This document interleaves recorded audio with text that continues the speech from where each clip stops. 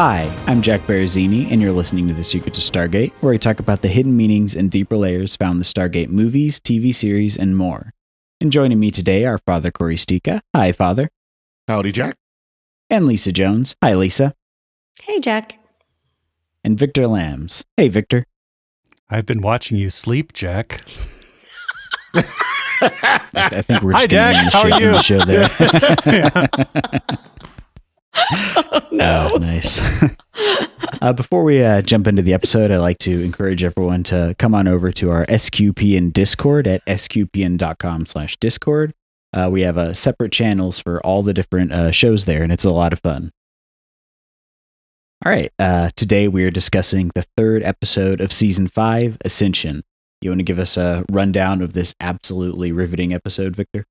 Yeah, like SG-1 goes to a planet called Valona, which is completely ruined, except for one chamber, which has some mysterious device in it. Daniel can't figure out exactly what the device is, neither can Sam, but as Sam is trying to figure it out, she's knocked unconscious.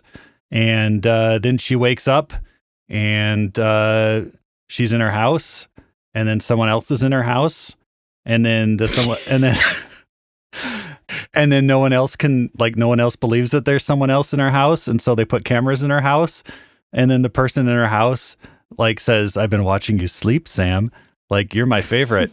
And then eventually it's revealed that this guy is a de-ascended ancient who is being punished for, basically he helped the Valonians defend themselves against the Goa'uld by creating a super weapon, which defeated the Goa'uld all right, but it caused the other ascended beings to wipe out the planet, and they punished this guy named Orlan by sentencing him to live 400 years on this planet. But when he saw Sam, he was like, I gotta get back corporeal here, and so he did. And but he sacrifices himself to make sure that they don't use the weapon again, and then he turns back into a squid and flies away. And Sam's like, "What just happened?" That's pretty much it. Sorry, I watched this a few days ago. And that was about as awkward as the episode was too. Yeah. It was a lot of why isn't Sam just screaming at the top of her lungs when this guy's in her house? But yeah. I feel like that, every so often, sometimes someone on YouTube will take a comedy movie and recut it as a horror movie. Yeah. I think you could very easily do that with this, because there's so many scenes of Orlan just standing in shadow, staring at her in her house. Even when he first shows up, he said, "Oh yes, I watched you sleep, and then I sat in your living room and watched TV and played on, surfed the internet on your computer, and it's just wow." And he didn't get the hint that was creepy as he was doing all this. I'm like, is this Stargate or Twilight? Yeah. Fatal Attraction. Yeah. Yeah. I know. There's some cool things here, but there's a lot that's I don't know. There's some very cool bits. Yeah. Yeah. It's not even really a B plot. It's kind of thrown in at the end, but the whole thing with the super weapon on the planet, I wanted to know more about that. Mm-hmm. You don't really get much on it. But I know you have a lot to say about this episode, Lisa. So what were your thoughts on it? I have a lot to say, so I hope my internet's going to hold so y'all can hear me. First of all, I thought it was a bit sexist of Frasier and Jack and everybody to be like, "Oh, Carter, you passed out on the planet or something happened," but something actually didn't happen. You're just overworked and really stressed. And so you just need to take it easy and relax and go home and be happy and make some coffee or tea or whatever. And nobody believes you. And that was so disappointing. I really felt like this episode could have been so much better if they'd stayed true to the characters and the team as to who they were, because like you said, Carter should have screamed and yelled and had a fit that there's some guy watching her in her house. And Jack's over there until you can prove you're not crazy, you're crazy. I mean, I don't know. The whole thing felt out of whack. I watched this with my girls who are 21 and 16, and they thought that Orlan was probably one of the best Carter boyfriends. So they liked him. They thought he was less creepy. because Martouf preyed on her emotional state. Let's see, what was the Tolan's name? He preyed on her emotional state. Like, there was a whole lot of weirdness, but the actors, Amanda Tapping, and I can't remember the guy's name, sorry. Sean Patrick Flaherty. That's it. Yeah. I thought they did have decent chemistry. Like, as they had some cute scenes, but as a whole, it was a hot mess. I liked seeing Carter in normal clothes and her car and her house. And so it was a good episode for her, but it was just a hot mess. I mean, completely.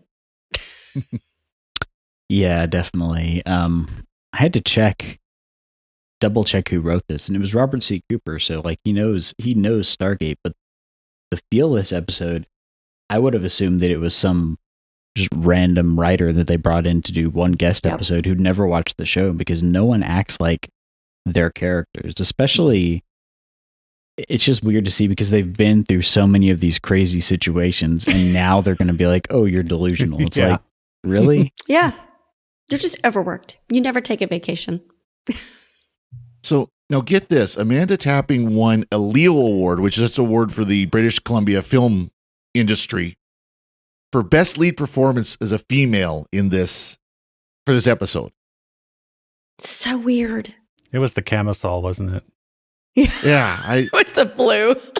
Yeah. I mean, the fact that she wasn't wearing her. Yeah. Yeah, this is just not good all around either. I agree with that. I mean, it just there's nothing in it. I mean, Orlan, first of all, was it you, Victor, that said something about being, like a piece of toast, basically? Yeah, I mean, he's like a lukewarm, like not even lukewarm glass of water. I mean, but yeah, no, there's a lot. The cool thing about this episode is there's a space weapon in it, and then we get to see like an alternate Stargate, which we never get to see. And That's this true. is probably a pretty cool Stargate. It's like so cool. If there's like a Minecraft mod, the Stargate Minecraft mod, they include the Orlan gate, and they even have like the sounds from the show of it like starting up. But I mean, yeah, no. And we get to see where the bathrooms are in the SGC. Like, we get to see where the men's room is, and that's like we never get to see that again. You get to see Teal'c dressed up as a cowboy. Oh, that's right. Yeah, I love that outfit. Yeah. Weird cowboy, but yeah. And you learn that he loves Star Wars. Which was, That's right. That was the best scene of the whole show. And Jello wrestling. I mean, like, yeah. That's okay. My girls go, "What is that?" And I'm like, don't Google it. Yeah. No, I love Teal'c's outfit because it was like the black shirt with the red flames up at the top. If you remember that, when that was popular in the 90s. And he's got the cowboy style scarf and the big cowboy hat and everything. That doesn't cover his emblem, by the way. The only thing I can figure is, knowing like where this season goes, they might have said, "Oh, we need to have an episode about somebody who's a human becoming an ascended being and then becoming human again and then ascended again." And Robert C. Cooper, you're the one who like came up with the whole idea of the ancients. You write it or something. That's all I can think, because yeah. It almost feels like one of those episodes where the cast had a little fun. Like they didn't take it too seriously. So like the scene where, Jack's telling Carter that she's tense, and she's like, "When did you notice?" And he says, "When we first met." And just the way they interact in that scene, it's almost like they were just kind of sarcastically, like it wasn't a serious scene. I felt like there was a lot of that. Like they just had fun, and I don't know. Yeah, it's I think else.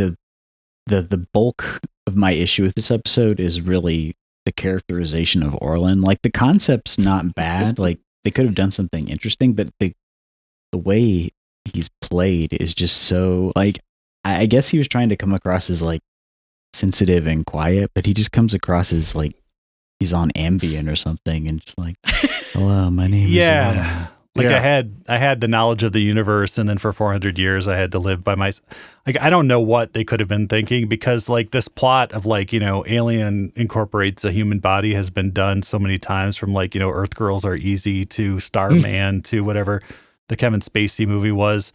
It's been done a lot better than this. I mean, at least we don't get any like, what is kiss, lines in it or anything. But I totally didn't get that he was incorporeal the first time he appeared. I thought he could just like pass through walls, and then he's like, now I'm corporeal. And I was like, oh, you weren't before? I mean, I don't know. Like, I don't know what his deal is. Of course, and we know he as an actor can act. I mean, he was the young Indiana Jones. I mean, in the Indiana Jones Chronicles. I mean, we've seen him before. We know he can act. So it felt a little, I guess that's what they were going for, though, is that kind of monotone, creepy vibe. I don't know. Apparently. Yeah. So he wanted to share his emotions with her and be like, I saw you. You were so amazing. And remember, Nareem was the same way from Tolana. Yeah. Old Tolana. I remember he did the whole, like, I saw you, you were an angel. And didn't he, like, I remember what episode, like, he shares his emotions with her. And then you have Martouf, who's like, I don't know you from a hole in the wall, but you carried my love of my life symbiote for like half a second. So now I love you, and I'm going to prey upon those memories to make you care for me. And I'm like, what is with the weird emotional manipulation here? Yeah, it is weird. I don't know if like the show's writers were like, we can't make any like love interest for Sam be more interesting than Daniel or Jack. And so they have to be, I don't know. It's like, we can't have them overshadow like the main lead actors on our show. I don't know if that was like a consideration or something, but they're building us up so when Pete comes on the scene, we'll be excited.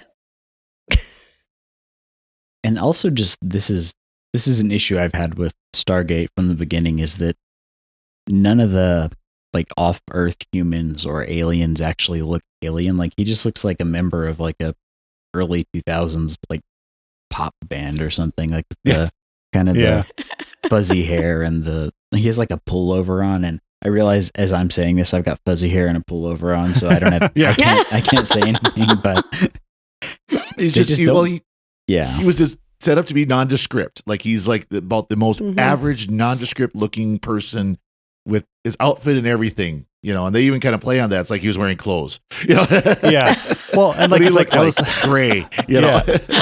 It's like, I was up all night watching your Earth television. You're like, oh, here's the thing about like, you are a very violent species. Like, and this is what I think people on your planet look like, dress like, it's like, oh, okay. And there's just so many, like, just like let the air out of the balloon. Like we get introduced to like another major villain of the show played by John Delancey, who is, a legend in sci-fi circles. And you like see his name in the credits, or maybe you don't. And then all of a sudden it cuts to the SGC and there's this guy just like at the table, like la la la la la, like wearing civilian clothes basically. And you're like, wait, is that John Delancey? Like, what is he? Like, what's his character supposed to be? Like what's he doing? And he's just like talking to Hammond, and Hammond threatens him for like apparently no reason. He's with the Pentagon somehow. We don't know his name. It's very weird introduction of like somebody who will become like a major villain on the show. Yeah, we get to see him more. Nice. Yeah. Yeah, you only know it from this episode. I mean, right. I assumed he was a one-off. Like, nope. No, he actually becomes much more, because of course they got rid of their villain with NID and all that. So, but it's just it doesn't. They don't introduce his name at all. Colonel Frank Simmons. He's there in nice jacket and shirt, and that's about it. When you consider that other times he's been paired up with Richard Dean Anderson and MacGyver, he played a very cool character in the first season episode, I think, of MacGyver, where you think he's like this, journalist who's trapped behind enemy lines, but it turns out he's like in this prison, but he's like really an arms dealer, and it's a very cool role. And then in Legend, where he basically plays like, Nikolai Tesla in the Wild West, for Richard Dean Anderson. And then in this one, he's just like, guy in a chair. It's just a really weird, like blown opportunities in this episode. I wonder if this is one of these cases where they didn't intend on having him back for more than one. Yeah. He was just a one-off, kind of a stunt cast sort of. And they decided, well, actually he's pretty good in this role, and he's not doing Q at that moment, so why not? It's possible, yeah. It is just odd though, because I mean, this was 2001 or 2002. Like he was well known in sci-fi circles. Like he was a big name for that kind of thing, and he's just kind of thrown in here randomly. Yep. Mm-hmm. Like they should have had him play Orlan. That would have been fun. Yeah. Oh, and that's the thing too. It's like, of course, Orlan is like teen heartthrob, or like, late 20s or early 30s or however old he was, like heartthrob. It's like, what if Orlan had looked more like Dr. Lee, from Stargate, and like, played by Bill Dow, like someone looked more like me, and he's just like showed up at someone's house and be like, I love you, Sam. Yeah. It's like, it would have been like, you never think, it's like that old cartoon, that shows like, like appropriate workplace behavior, and it's like an attractive person saying like, you look great, and it's like inappropriate workplace behavior, and it's like an older person saying you look great. Yeah. It's sexist in that way too. But yeah, it's very weird. Like Sam goes to see Jack while he's trying to use the bathroom and says like, if I had seen someone in my apartment again, and you're never really clear, like is the surveillance equipment there? Is it not there? After the fact, she says you guys removed it, but they didn't remove it. And so it's and very, hypothetically, yeah. Yeah. Mhm. It's like watching something in a dream state. It's like you're not really sure like what's going on. But we could all empathize with Jack at that point. How many times, you've been at work, you've been in a public place, and you really got to go, and someone catches you right at the door. Yep. We've all been there. Going through some big crisis in their life. Yeah.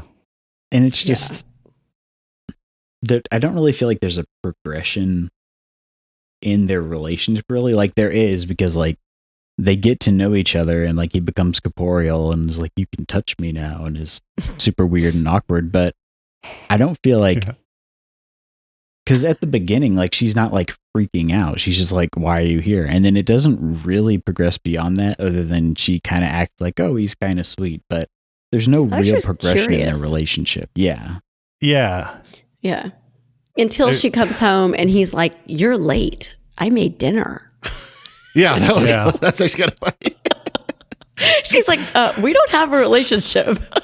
Slowly reaches for the Zat. Relationship. Slowly brings the Zat up. Slowly extends the thing on the top of the Zat. There's no progression to the relationship. There's no character development on Orlan's part. There's a couple funny moments where he's like, oh, you'll need a new microwave. Oh yeah. You need a toaster. Like that's kind of funny. Like, I ran up your credit card bill buying titanium and 100,000 watt capacitors for my Stargate. And like if they had given that character any more charisma or life up to that point, you'd be like classic Orlan, but it's, as it is, it's just like, okay, that's something that guy in a suit, like in a pullover said, it just they've lulled you into like a catatonic state by that point, and you're like, okay, I guess that's happening now. Or and why are there only 2 SG personnel like on the planet trying to activate the weapons? We get Colonel or Major Reynolds or whatever it is, and he's cool, and then like unnamed SGC person with him, but there's only like 2 people there trying to activate the weapon. It's really weird. And then it's just more the out of character acting. Like even in a normal episode of Stargate, she would have gone to General Hammond and been like, hey, I know we want to test this weapon out, but this is what's going to happen. And he would have listened to her, and they would have solved the issue that way, rather than her having to resort to subterfuge to do it. Like it didn't feel like an episode of Stargate, really, to be honest. No. And he jumps right to the red phone. It's like Simmons is like, I'm from the Pentagon, we should use the weapon. And Hammond's like, I have a red phone in my office that talks to the president. And then in the very next scene, he's like, the president called, we're testing the weapon. It's like, they just let the air. It's like, well, oh man. But yeah, it's like the Orlan Stargate is cool. I like the way it looks with like the little heating elements where the chevron should be. And it's, like and it's like a single dial. Yeah. Like that, but that part's to one cool. planet, and it lets you know that anybody can build a Stargate if you're smart enough and your credit rating's good enough. And can make emeralds in your microwave, apparently. Yeah. Yeah, how much titanium do you need to build a Stargate, and how easy is that just to order in bulk is what I want to know. Well, I want to know the power. Yeah. I want to know the power demands, because I mean they've got like super cool capacitors at SGC, but yet the guy plugs into a home service, 240 volt, 240 volt service, which does not yeah. put out that much energy, relatively speaking. I don't know. I mean, he doesn't say how long he's been charging those capacitors, but yeah. They show him plugging it in before they run Yeah. down, so he hasn't That's been true. charging those capacitors. And Sam's like, she knows she needs to stall the people, and they're like, Sam, are you okay in there? You okay in there? And instead of saying, it's like, yeah, we're coming out, just give me a minute. Instead, she says nothing, and they're like, okay, move in. And Yeah. We're coming out. I got to do my hair first. No, I'm kidding. It's like, oh, we have a really cool thing to show you guys. You know, to continue with the sexism of the show, the episode, you know, they probably would put a line like that in. Yeah, no doubt. Yeah. Take it easy, Sam, and smile more. Jeez. Yeah. Well, I do like the so scene though, where emotional. she's told basically just to take, you know, time off and relax, and she's standing there, and I don't need to relax. She's like, you know, grabbing her throat, like she's so stressed out. Yeah. Like, you know, how many? Again, we've all been there. We've been like, no, I don't need to relax. Leave me alone. Yeah. Well, Yeah. and how like deflated Jack looks when he thinks like she has a date, you know, or Mhm. like there's a boy in your house, and he's like, oh, this wounds me. And it's like, dude, like chain of command or not, like you've had like multiple opportunities to make your move, and Yeah. But not just that. 15 minutes ago, he told her she was crazy unless she could prove she wasn't crazy. I'm like, and now you're Well- upset that she's not. yeah, and like she just said, like hypothetically speaking, what if I was seeing this guy in my house, you know, and he's like, oh, well, that's interesting. I gotta use the restroom, and then like, yeah, you're right. Like 10 minutes later, he's over at his house. She's like, I have someone over, and he's like, oh, well, have a Yeah. pizza. Yeah. Yeah. Like, it doesn't connect the dots at all. Yeah, And Daniel's hardly in And this. then Is Daniel in this episode at all? he Oh, yeah. tries to translate the thing, and then like Sam's like, how is it coming along? And he's like, oh, I translated. And he's like, she's like, ha ha, very funny. You just got here. And he's like, yes, I just got here. But he does eventually translate it. Mhm. Oh, yeah. I completely forgot he was in the episode. I think my brain is just trying to remove this episode from my mind as we're speaking about it. So, No, maybe they were trying to isolate her the whole episode, like make them all, you know, get her away from the team and kind of so that way she'd be more open to Orlan. But I don't know. It just didn't really work for me. what they could have done is have it be like, because Orlan like bonds with her or whatever, have some sort of psychological effect on her where she hasn't seen him yet, but she is like really exhausted, and they're like, you need to take time off. You're exhausted. Do it in like a reasonable way, and then have her like go on vacation to like a cabin and like be hanging out, and then Orlan comes, and that way you have an excuse for the isolation and an excuse for them saying she needs time off without it being completely out of character. Mm-hmm. Yeah, and on her home computer, she even has like SGC mission reports up. Like at one point, you could see she's been working on like mission reports in the background, which is like not really taking it easy. I assume her house is a classified environment. Oh, wait. No, it isn't. Her whole house is a skit. Yeah. It's okay. Not if anybody can walk in. Yeah, and then we do learn something more about the ancients and the ascended beings in this one. You know, if you artificially help, you know, the humans technologically or try to help them ascend, you're basically blacklisted. Really weird that, like, you know, Sam's like, you know, oh, we met one of you guys before, Oma Dasala, and Orlan's like, never heard of her. And it's like, oh, well, she helps people ascend. He's like, oh, she must be a member of the resistance. That's why I've never heard of her. And then like later on, like everybody's heard of like Oma Dasala, right? At some point, like everybody's trying to get her and stuff. And it's just, maybe he's been out of the loop for 400 years or something, but yeah. And then they True. take him back in like at the end, which is also not kind of what we know about the ascended beings. Like they wouldn't like let him become corporeal and then take him back that quickly just because he, you know, blew up a nuclear reactor. But we do get to see the space squid again, but at least it doesn't have the human face on it like it did with The creepy. Sifu or whatever. Yeah. Oh yeah. And this isn't I the end of actually Orlan. like- Oh, it's not? We get to see him again? Just not the same actor. Yeah. Not the same. Yeah. Oh, that's right. It gets even creepier. Oh, Yes, nice. it does. Yeah. Does he get less boring? He gets less old. Mm-hmm. Weird. Yeah.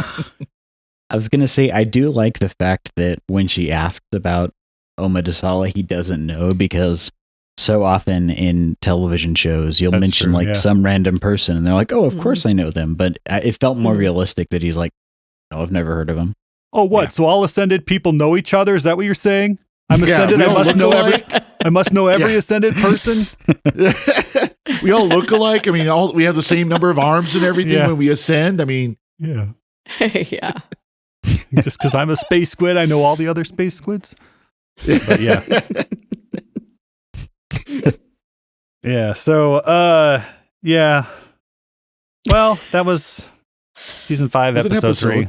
Yep. It This was. is not looking good for season 5 so far. Yeah. I think 3 it picks up. episodes in, and Yeah, it's a good first season, episode but was it's okay because it was a continuation, but Next couple are good. They're good Yeah. Planet of the Week type episodes. that's good. just felt off. Yeah. Yeah, I mean, there's so much that could have made this episode better. Better, better characterization of Orlan, better interaction between the team. It just a lot could have gone more right with this. Better decision to shred the script before it got filmed. Yeah. Yeah. That would have made it much better. Yeah, I hate to say it, but if they'd given this to Catherine Powers, it would have been a better episode. Oh. And I really never thought I'd say that. More entertaining, maybe. Yeah, more out there at least. Orlan would have been Yeah. you Be know more interesting. a more interesting character. Yeah, It's true. That's The more true. we've talked I'm- about this, the more I've hated it. So thank you. I like the Stargate. I like the Orlan Stargate. It's in the Minecraft Yes, mod. yes. It's a cool idea. Actually, I've never hated this episode. It's just really upon now that we're analyzing Yeah. and really rewatching and thinking about it all. It's like, I always just liked it because it was a Carter episode and you got to see her house and her car and that she has work as her life. I liked it for all of that.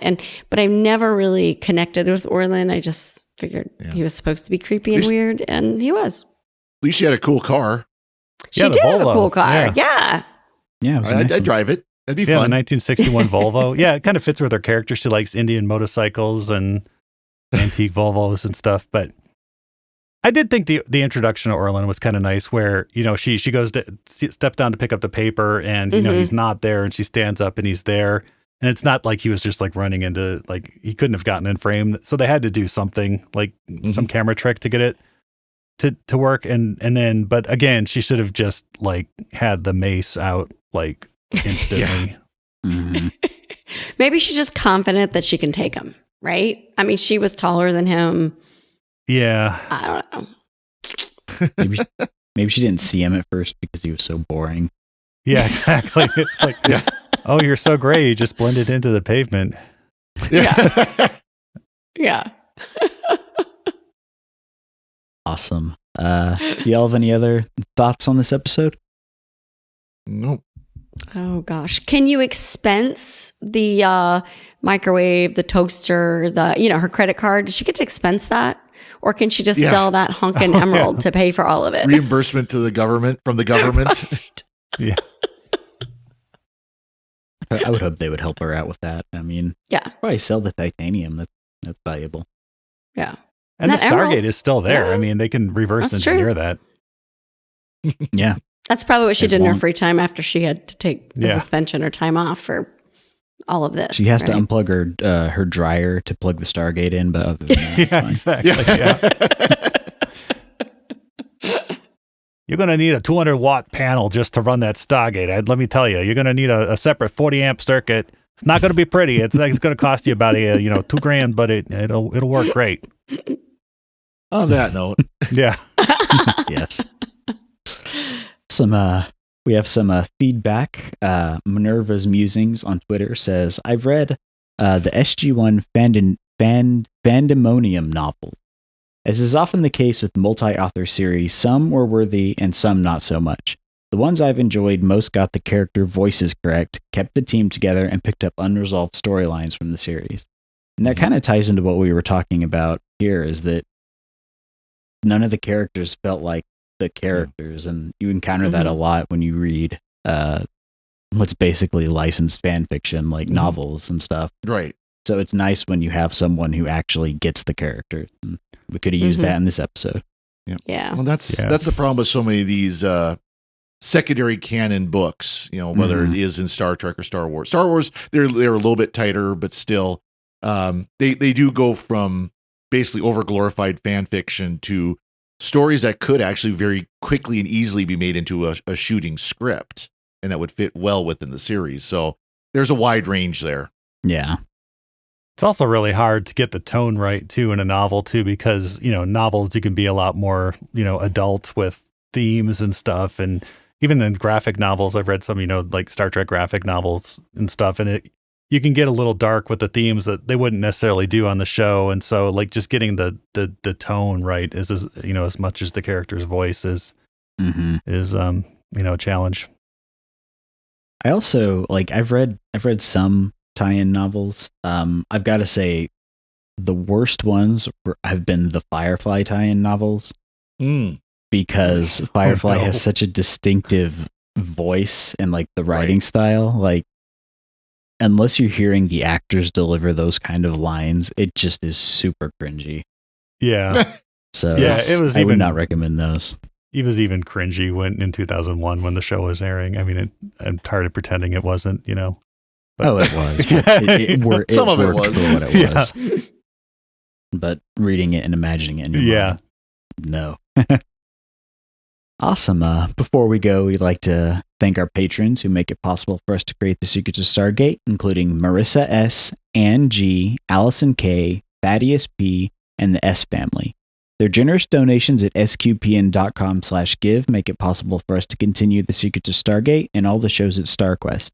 You can join them by visiting sqpn.com/give. And be sure to follow the show in Apple Podcasts, Google Play, Stitcher, TuneIn, Spotify, iHeartRadio, or on the SQPN YouTube channel. To find previous episodes of Secrets of Stargate and to send feedback, please visit sqpn.com/Stargate.